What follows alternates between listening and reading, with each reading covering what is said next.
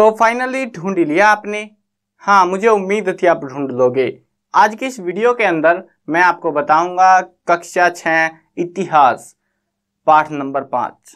पाठ का नाम है राज्य, राजा और एक प्राचीन गणराज्य।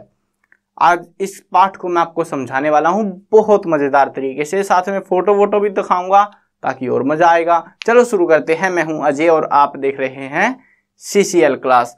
कहानी इंटरेस्टिंग है और इंटरेस्टिंग बनाने के लिए थोड़ा सा पता भी होना चाहिए। देखो, समय बीतता जा रहा था, इतिहास में बहुत पंगे हो रहे थे। सबसे पहले जो शुरुआती दौर के लोग थे वो भटक रहे थे बहुत अलग अलग इलाकों में, और उसके बाद उन लोगों ने बसना शुरू किया और समय बीतने के साथ साथ वो लोग कब्जा करने लग गए। अब यहाँ पे जिक्र आएगा कब्जा कैसे किया जाता था, कैसे अपनी शक्ति का प्रदर्शन किया जाता था, वो हम इस पाठ में जानेंगे मजे के साथ में। उससे पहले आपको इसके नोट्स, अभ्यास के प्रश्न उत्तर, महत्वपूर्ण प्रश्न उत्तर और बहुविकल्पी प्रश्न उत्तर ये सब चाहिए होंगे ना, लिखे हुए। साथ में वीडियोस मिलेंगी, दोनों चीजें लिखी हुई भी और वीडियोस भी, दोनों लिंक डिस्क्रिप्शन में है, जरूर से चेकआउट करना। अब देखो यहाँ पे क्या कराते थे उस टाइम पे, बहुत पुरानी बात है, अश्वमेध यज्ञ कराया जाता था। एक घोड़े को लेके एक यज्ञ होता था और ये घोड़ा आजाद घूमता था। कुछ सैनिकों को छोड़ दिया जाता और घोड़ा मजे में घूमता।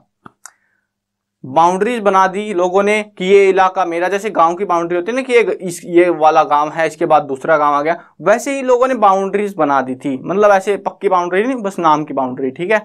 अगर किसी दूसरी बाउंड्री में वो घोड़ा घुस जाता, मतलब ये जो है ना अश्वमेध यज्ञ ऐसा वैसा बंदा नहीं कराता था, ये बहुत शक्तिशाली जो राजा हुआ करते थे वो कराते थे, जिनके पास ये मतलब ताकत दिखाने को जोश जो है मतलब जागता रहता था। अब ये घोड़े की मर्जी थी, टोटल मिला के घोड़े की मर्जी थी। इस घोड़े को कोई कुछ नहीं कह सकता था। अगर किसी दूसरे राजा ने, मान के चलो एक ये राजा है, इसने यज्ञ करा दिया और उसके बाद में अगर कोई दूसरा राजा उस घोड़े को पकड़ लेता या पीट के भगा देता अपने एरिया से, तो युद्ध हो जाता, सेनाएं भिड़ जाती आपस में। कोई लॉजिक है? मतलब फालतू फंड का झगड़ा शुरू हो गया था इस टाइम के पीरियड के दौरान में।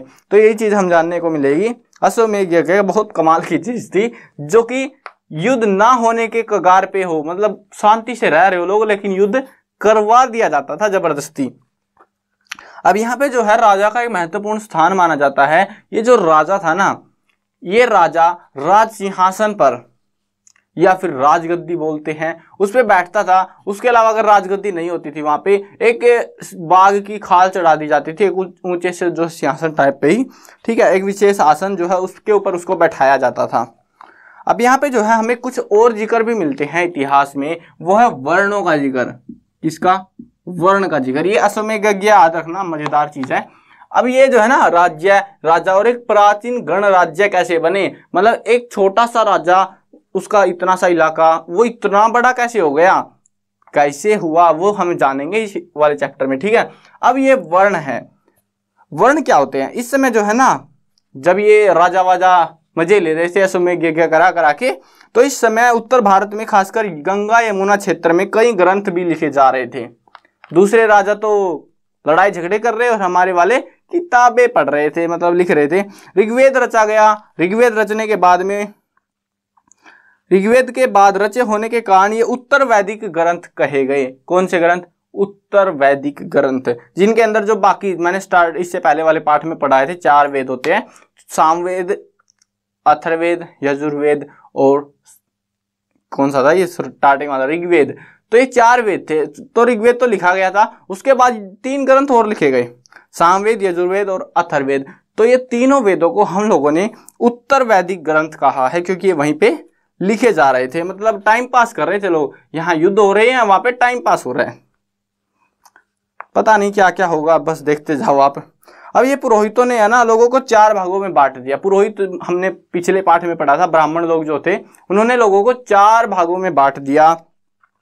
पहला वैल्यूएबल चीज, ब्राह्मण खुद को ही बताएगा तू क्या चीज है, खुद को बताऊंगा मैं तो। हाँ, ब्राह्मण जो है अपने आप को पहला मानते थे, पहला वर्ण। जो वर्ण है ना, वर्ण का मतलब है यहाँ पे कैटेगरी बोल सकते हो, कि ये जो है ना 4 हिस्सों में जो बांटा गया, 4 वर्णों में उनको बांट दिया गया था, ठीक है, 4 वर्गों में, जिसको हम वर्ण कहते हैं। ठीक है, समझ में आ गया ना वर्ण क्या होता है। इंसान थे, बहुत सारे लोग रहते थे, उनको हमने 4 हिस्सों में बांट दिया। हमने नहीं, मतलब उस टाइम के लोगों ने, तो उनको वर्ण कहा गया था। अब पहला जो वर्ण था ना वो ब्राह्मणों का था, मतलब सबसे रिस्पेक्टेड जो जॉब थी ब्राह्मणों की थी। उसके बाद में राजाओं की, अब राजा बुरा मानेगा तो पिटेगा उसको। हाँ, दूसरा वर्ण शासकों का था, या फिर जिन्हें हम लोग क्षत्रिय कहते हैं। क्या कहते हैं? क्षत्रिय, जो योद्धा टाइप के लोग थे। तीसरा स्थान था वैश्य का, विश्य वैश्यों का, और अंतिम स्थान था शूद्रों का। और ये जो शूद्र थे ना, इनकी औकात नहीं थी कुछ भी करने की उस टाइम पे, यानी कि कुछ नहीं कर सकते थे। ये जो 3 ऊपर हमने जाने ना, यानी कि राजा, वैश्य या फिर ब्राह्मण, इनकी सेवा करनी थी, इनके दास थे, गुलाम थे, और इनका कुछ भी काम नहीं था, ना इनको कहीं पे हिस्सेदारी मिलती, कुछ नहीं था। उसके बाद में जो है पुरोहितों ने, बाद में जो है ब्राह्मण जो है, अब इन्होंने क्या किया, इन्होंने मतलब नया सिस्टम लेके आ गए ये ब्राह्मण लोग। ये बोले कि अगर ये ब्राह्मण का परिवार है, माता ब्राह्मण है, पिता ब्राह्मण है, तो ये जो बेटा होगा या बेटी होगी वो भी ब्राह्मण होगी। यानी कि अब पंगा यहाँ पे ये हो गया, देखो ब्राह्मण ऊंचा है, कोई दिक्कत की बात नहीं थी, लेकिन ये जो लास्ट वाले लोग थे, शूद्र लोग थे, इनको क्या मतलब, ये शूद्र ही रहेंगे पूरी जिंदगी, मतलब जिंदगी क्या, जिंदगी की जिंदगी भी, बुढ़ापे तक उनके बच्चे भी शूद्र, और सब शूद्र शूद्र होते रहेंगे। या फिर राजा लोग है वो दूसरे पे ही रहेंगे। तो ये बात लोगों को हजम नहीं हो रही थी, किसी को हजम नहीं हो रही, सिर्फ ब्राह्मणों को तो मजा आ रहा था, पहले नंबर पे बैठे हैं भाई, अब बाकियों को खुद ही बांटने वाले खुद ही पहले नंबर पे जाके बैठ गए, तो बुरा तो मानेंगे ना, बुरा मान गए। अब जो है बाद में जो है कुछ लोगों को, इन लोगों ने, ब्राह्मण लोगों ने अछूत मान दिया। क्या माना? अछूत, यानी कि उसको छुआ भी नहीं जाएगा, टच करना भी अपशगुन माना जाने लगा, मतलब गलत ही सीन होने लगा, और लोग बुरा मान गए, और पता नहीं आगे क्या घमासान युद्ध मचेगा। तो ये मतलब उस टाइम पे ये जो है घपला भी चल रहा था मार्केट में। उसके बाद में आता है एक जिक्र जनपद का। किसका जिक्र आता है? जनपद। ये जनपद क्या होते हैं? देखो, महायज्ञों को करवाने वाला राजा जो यज्ञ कराते थे, जैसे अश्वमेध यज्ञ हुआ या कोई बड़ा यज्ञ जो कराते थे, अब जो है ना जनता के राजा ना होकर वो जनपदों के राजा बन गए। मतलब समझो, फर्क समझो, थोड़ा सा सोचो आप। पहले जो था ना राजा था वो जनता का, ठीक है, किसका था? जनता का।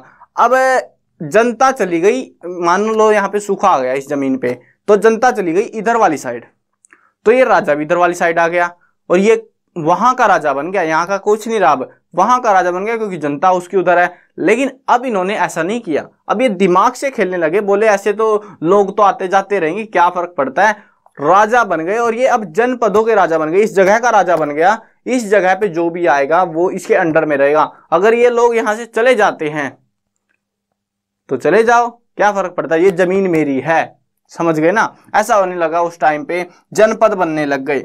ठीक है, खुदाई से हमें यह पता लगता है कि लोग झोपड़ियों में रहा करते थे उस टाइम पे। देखो, आपको क्या लगता है पक्के घर बनाएंगे? वो हड़प्पा वाले नहीं थे वो, वैसे ही समय बीत रहा था, लेकिन झोपड़ियों में रह रहे थे लोग।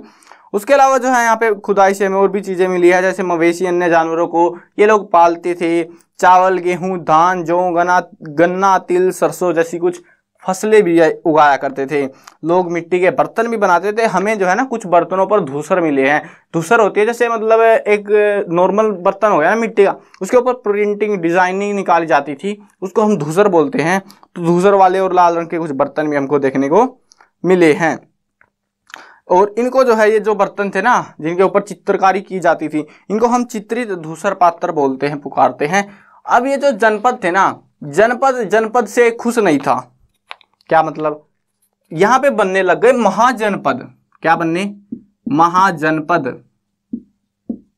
अब ये महाजनपद क्या हो गया? देखो, 2500 साल पहले की बात है, जनपद मायने रखने लगे। लोगों ने जमीन पे, बड़े बड़े योद्ध राजाओं ने, बोल सकते हो आप, जमीनों पे कब्जा करके बैठ गए। ये जमीन तेरी, ये मेरी, ये तेरी, ये मेरी, ऐसा हो गया पूरा। इन लोगों को महाजनपद कहा जाने लगा।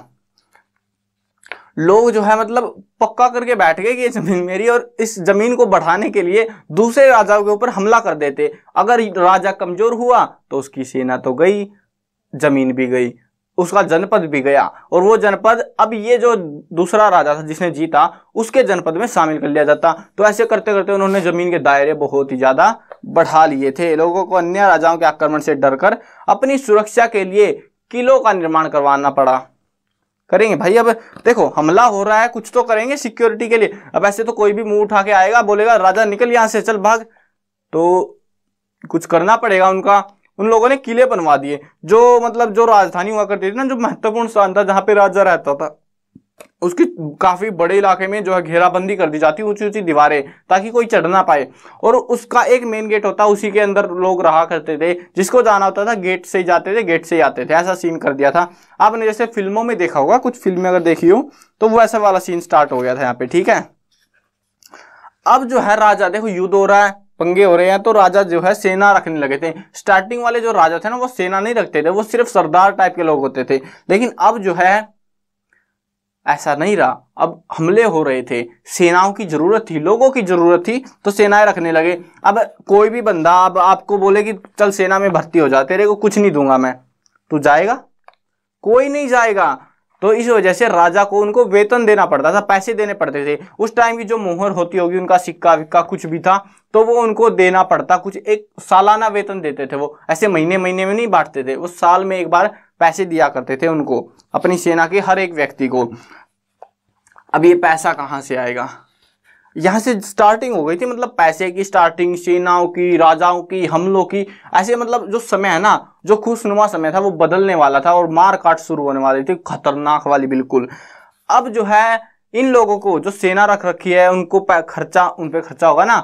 उसके अलावा ईंटें, महल बन रहे हैं, ईंटें, दीवारें, बहुत सारी चीजें चाहिए होंगी ना। दीवार के लिए ईंटें बहुत भर भर के आती थी, ऐसा तो है नहीं इतनी इतनी दीवार नहीं बनाते थे हमारी तरफ। वो ऐसे बनाते थे जितना बड़ा आपका घर हो, इतनी मोटी मोटी दीवार, बिल्कुल मतलब मर जाओगे तुम, तोड़ते तोड़ते टूटेगी नहीं दीवार, ऐसी दीवारें बनाई जाती थी। इसके लिए उनको मजदूर भी चाहिए, सब कुछ चाहिए था ना, जैसे आज के टाइम पे चाहिए होता है। तो उसके लिए वो लोग उनके ऊपर, उनसे कर वसूला करते थे। क्या वसूलते थे? कर वसूलते थे। और ये आज भी चला रहा है, आज भी का मतलब है इस सिचुएशन, अभी के टाइम पे भी ये जो है कर वसूला जा रहा है। लेकिन ये कर थोड़ा सा बदल दिया गया है। सरकार हमसे टैक्स मांगती है, कुछ कमाई करी उसमें से कुछ हिस्सेदारी अपनी भी मांगती है, तो उसको बोलते हैं कर, ठीक है। टैक्स बोल सकते हो इंग्लिश में, कर बोलते हैं। और ये इतने साल, हजारों साल पहले से चला आ रहा है। क्यों? उस टाइम पे जरूरत थी, अब सरकार को अपनी जरूरत है, सबकी जरूरत अपनी अपनी होती है। तो अब सभी लोगों पे अलग अलग प्रकार के कर लगाए जाने लगे। देखो फसलों पर लगाए जाने वाले कर महत्वपूर्ण होते थे, क्योंकि उस टाइम पे और तो कुछ आता नहीं था, लोगों को खेती ज्यादा होती थी, तो उनको जो है ना, जो खेती होती थी उसका 1/6वां हिस्सा, कितना? 1/6वां हिस्सा जो है वो कर के रूप में देना पड़ता था। यानी कि अगर 6 किलो अनाज तुमने उगाया तो 1 किलो राजा को दे दो जाके, ठीक है। ऐसे कर के रूप में देना पड़ता था उनको, जिसको भाग बोला गया, कि मतलब एक हिस्सा बोल सकते हो, भाग या हिस्सा। उसके अलावा जो है कारीगरों के ऊपर, जो मजदूर लोग थे उनके ऊपर कर लगाए गए, जो प्राय श्रम के रूप में चुकाए जाते थे। अब देखो उस टाइम पे पैसा वैसा इतना नहीं चलता था, पैसे का मतलब वहां पे कोई करेंसी नहीं थी कि ये मान के चलो ये करेंसी है, अब ये करेंसी नहीं है वैसे लॉजिकली, तो ऐसी ये मान लो ये 20 रुपए वाली करेंसी है, ये जो है 30 रुपए वाली है, तो 30 रुपए दे, 30 का सामान ले, ऐसा नहीं था उस टाइम पे। उस टाइम पे जो कर थे ना, वो थोड़े अलग तरीके थे। स्टार्टिंग हुई थी करों की। तो अब जो है ना, जो मजदूर लोग थे उनको जो है साल में एक दिन राजा को मतलब राजा के लिए काम करना पड़ता था। राजा फ्री में, बिल्कुल कुछ नहीं देना, एक दिन, साल में एक दिन राजा के लिए जाओ, काम करो। मजदूर लोग, किसानों को अपनी खेती का 1/6वां हिस्सा देना पड़ता। उसके अलावा बताते हैं पशुपालकों को, जो पशुपालक क्या करते थे, दूध, दही, घी, मक्खन जो भी निकलता उसमें से कुछ हिस्सा राजा को देना पड़ता। व्यापारियों को सामान खरीदते बेचते थे, तो उसमें से भी उनको भी कुछ कर देना पड़ता, शायद कुछ सामान देना पड़ता होगा। उसके अलावा आखेटक और संग्राहकों को, जंगलों से जो सामान इकट्ठा करते थे उनको भी उस सामान का भी कुछ हिस्सा राजा को देना पड़ता। मतलब राजा तो कुछ कर ही नहीं रहा, राजा की बल्ले बल्ले हो रही है, और महल बना रहा, सेना बना रहा, सारा खर्चा वहां पे रहने वाली जनता से लूटा जा रहा था। अब उस टाइम पे कृषि में बहुत परिवर्तन आया। पंगा क्या हो रहा था, लोगों के पास था लकड़ी का हल। हल जो है एक, अब आजकल तो शायद ऑलमोस्ट खत्म हो गया, फोटो भी दिखा दूंगा मैं आपको। देखो ये ऐसा कुछ होता है, ऐसा कुछ बस, ठीक है। इसको पकड़ के यहाँ से खींचा जाता है बस आगे, और ये जो है ये वाला पोर्शन लकड़ी का बना होता था, ठीक है। ये मिट्टी हो गई मान के चलो आपकी। तो अब ये मिट्टी को उखाड़ने के लिए ना लकड़ी घिस जाती थी, जल्दी घिसती थी। तो अब लोहे का आविष्कार हो गया, लोहा आ गया मार्केट में, और अब जो है ना इसका जो नीचे वाला पोर्शन था इस पे लोहा लगा दिया गया, जिससे इसकी धार तेज हो गई और मिट्टी जल्दी उखाड़ी जाने लगी, जिसके चलते खेती बढ़ गई, पैदावार बढ़ने लगी, मतलब ज्यादा इलाकों के ऊपर खेती होने लगी। ठीक है, उसके अलावा आगे देखते हैं तो आगे सूक्ष्म निरीक्षण मगध। अब यहाँ पे है ना कुछ राजा, हमने राजाओं का जिक्र पढ़ा, जनपदों का जिक्र पढ़ा, महाजनपद, तो कुछ महाजनपद बन गए, बहुत बड़े बड़े राजा हो गए उस टाइम पे। सबसे बड़ा राजा था मगध का। मगध का जो इलाका था ना वो बहुत बहुत बड़ा था, मतलब बताया नहीं जा सकता, जिसको लगभग 200 साल के भीतर जो है मगध सबसे महत्वपूर्ण जनपद बन गया था। कितने साल में?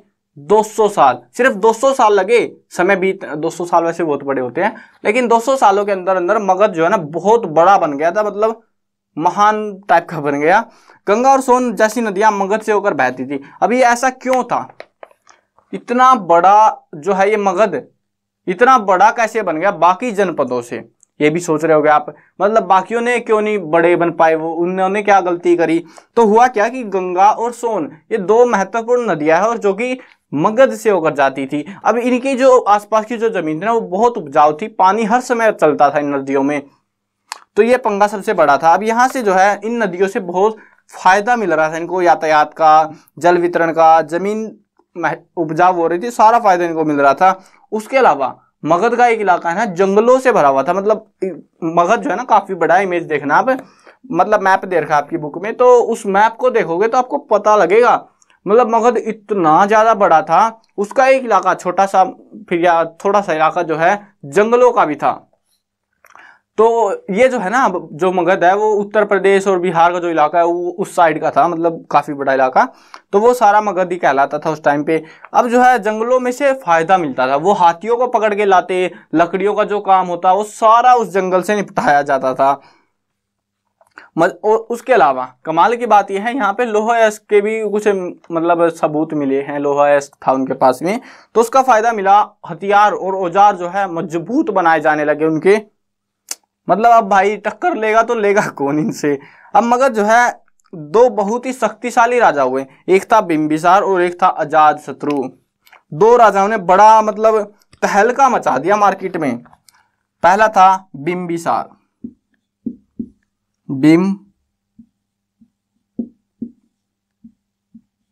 ठीक है, पहले वाला जो है बिंबिसार था और दूसरा था अजातशत्रु,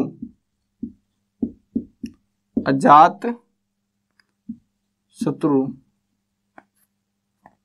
अच्छा अजातशत्रु सॉरी। तो ये दो राजा हुए महाजनपदों में। जो मगध नाम का राज्य था ना उसमें दो राजा बहुत फेमस हुए, एक था बिंबिसार और एक था अजातशत्रु। ठीक है, अजीब सा नाम है, तो जिसको अजातशत्रु भी बोला गया है, कंफ्यूज मत होना, मेरे को गलती नहीं है। दो नाम मतलब दो तरीके से उसको बोला जाता है, या तो अजातशत्रु बोल लो या अजातशत्रु, शत्रु दुश्मन वाला शत्रु, तो वो बोल लो। ठीक है, दोनों नाम उसके रखे गए थे। तो ये जो है बहुत शक्तिशाली राजा हुआ। उसके बाद में जो है एक और महत्वपूर्ण महापद्मनंद, जो कि धनानंद का पिता थे, तो उन्होंने बहुत तहलका मचाया, बहुत बड़े इलाके में उसने सेना लेके ना बहुत बड़ा इलाका कब्जा लिया था।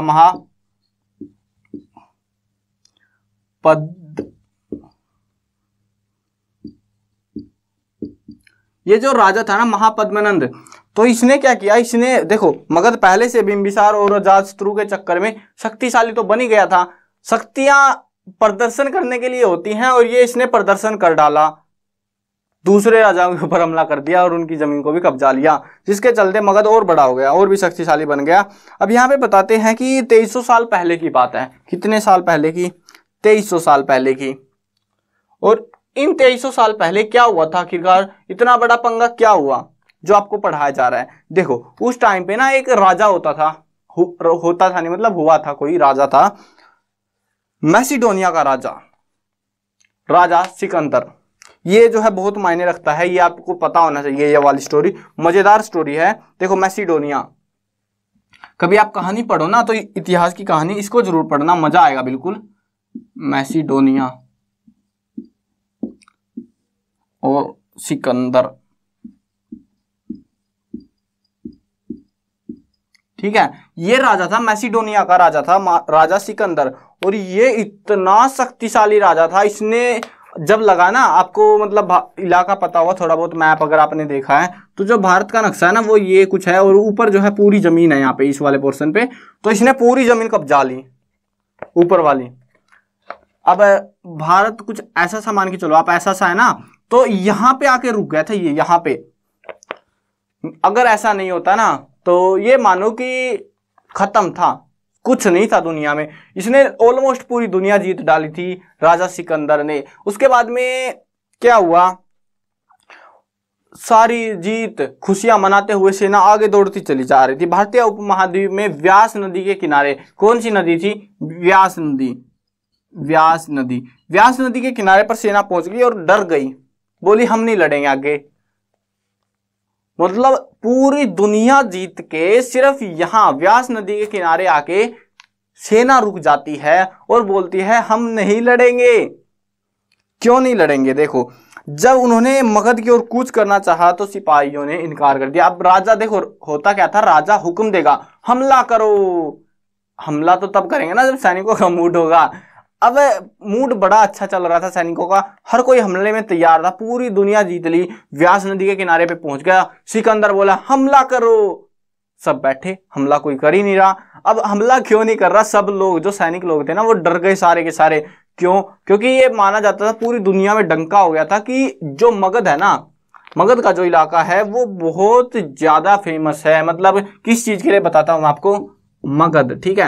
ये जो मगध था ना, जिसके ये राजा हुए महापद्मनंद और ये बिंबिसार, अजातशत्रु, इनके पास हाथियों वाली सेना थी। इसकी जो सिकंदर की सेना थी उसके पास हाथी नहीं थे, उसके पास थे घोड़े। और अगर हाथी आ गए ना युद्ध में तो घोड़े डर के भाग जाएंगे, मतलब युद्ध अगर वो जीत भी रहे होंगे ना तब भी हार जाएंगे। तो इस वजह से वो सैनिकों ने मना कर दिया कि हम आगे नहीं बढ़ेंगे, समझ गए। मतलब एक तो उनको फेमस थे वो उनके हथियारों के लिए, बड़े ही मजबूत हथियार, ऊपर से हाथी की सेना, पैदल सेना, और बहुत बड़ी सेना थी मगध के पास में, जिसकी वजह से सिकंदर नहीं डरा था। लेकिन उसकी सेना डर गई और सेना वापस बोली कि हम नहीं लड़ेंगे। सिकंदर को मजबूरन वापस जाना पड़ा और रास्ते में जाते जाते शायद सिकंदर की मौत भी हो जाती है। कहानी पढ़ना, मजेदार कहानी है। अब यहाँ पे देखो कहानी समझ में आ गई, ये थी मगध की कहानी, कैसे एक मगध इतना बड़ा राज्य बन गया, ठीक है, मजा आया ना। अब देखते हैं, उसके अलावा सिर्फ मगध थोड़ी ना था, और भी दुनिया में बहुत राज्य हुए, बहुत राजा हुए। उन्हीं में से एक था वज्जी। क्या नाम था, वज्जी, बड़ा ही अजीब सा नाम है। मगध तो शक्तिशाली बन ही गया, उसी के पड़ोस में था, पड़ता था ये वज्जी नाम का राज्य भी, जिसकी राजधानी थी वैशाली, बिहार में। यहाँ एक अलग किस्म की शासन व्यवस्था थी जिसको गण या संघ बुलाया जाता था। इसमें जो शासन प्रणाली थी ना वो गण थी, ठीक है। अब ये गण और संघ में जो है ऐसा नहीं था, देखो ऐसे होता ना, एक तो अकेला राजा राज कर रहा है, जैसे अजातशत्रु, मगध में आपने देखा अजातशत्रु, बिंबिसार, लेकिन यहाँ पे ऐसा बिल्कुल भी नहीं था।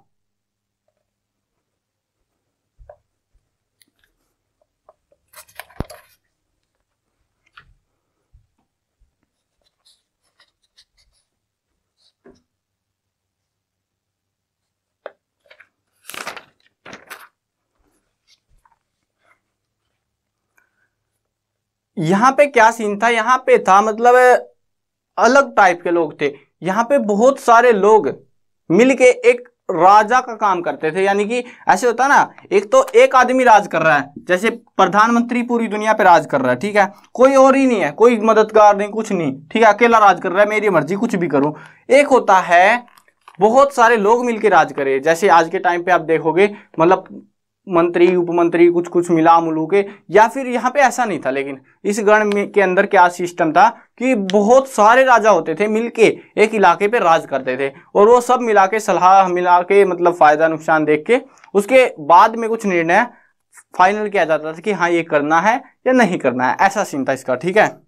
बुद्ध, महावीर, ये जो है ऐसे मतलब ज्ञानी लोग इस सभा में हुआ करते थे, दोनों ही गण या संघ से संबोधित होते हैं।